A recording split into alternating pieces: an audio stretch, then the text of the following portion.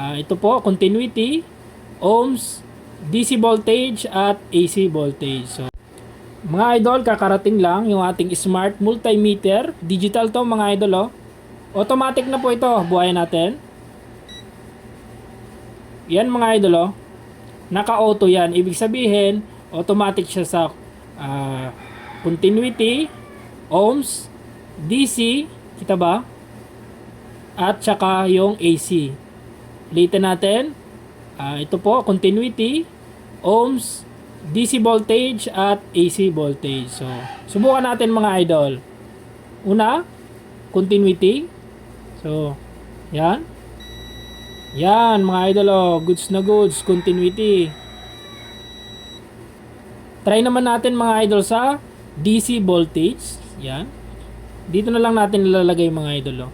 Para yung ating MPPT, ito po yung breaker hanggang papuntang battery. So, ganun pa rin mga idol. Positive to negative. Yan. So, DC. Yan mga idol, oh. Kita naman, 13.13 volts yung ating na re-reading mga idol. So, goods na goods yan mga idol, oh. Tapos, try naman natin sa AC. Syempre, AC. Inverter natin. Ilapit ko lang po ng konti yung camera. Yan. From inverter to 20 volts. So, dito naman wala na itong polarity mga idol. Lagay lang natin yung prad niya. So, dito na tayo mga idol, oh, sa ating yan. Oh, di ba? Mga idol, oh, 220.4 volts. So, goods na goods yan mga idol, AC. Kita natin yan AC. So, subukan ulit natin dito sa DC. Hindi ko napansin kung may DC na nakalagay. Yan mga idol, oh. Kita nyo naman, DC yan nakalagay. Wala na akong ginalaw dyan. Binuhay ko lang yung ating tester. Sinundot ko dyan sa ating linya ng DC. Na-reading niya agad mga idol. So, goods na goods yan. Tapos, subukan pa natin mga idol. May picture pa siya ng NCB. So, subukan natin. NCB mga idol.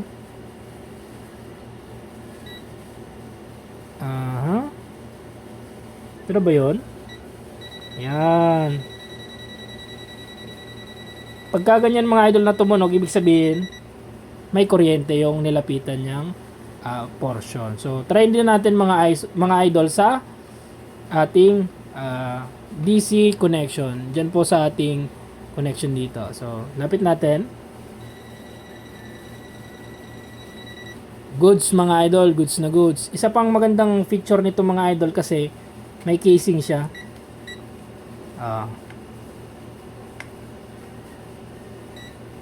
So, yan mga idol, oh, may casing siya.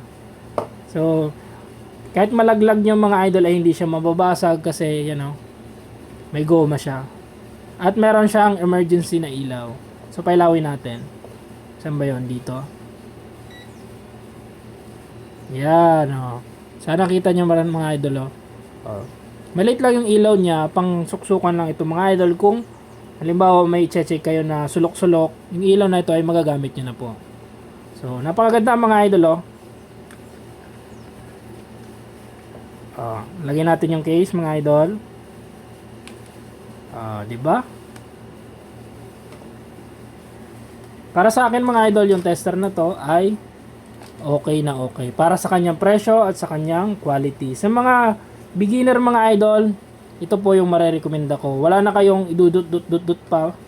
Basta po ilagay nyo lang yung prad ay madali na lang po ninyong madidistinguish o makikita yung ating AC line, DC. Makikita nyo rin pati mga idol kasi may nakalagay naman. Yan, o.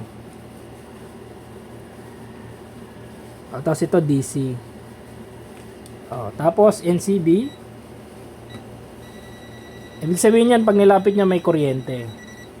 Tapos ito naman, pag nilapit nyo rin dito, may kuryente mga idol. So yun lang naman mga idol. Kung gusto nyo nito,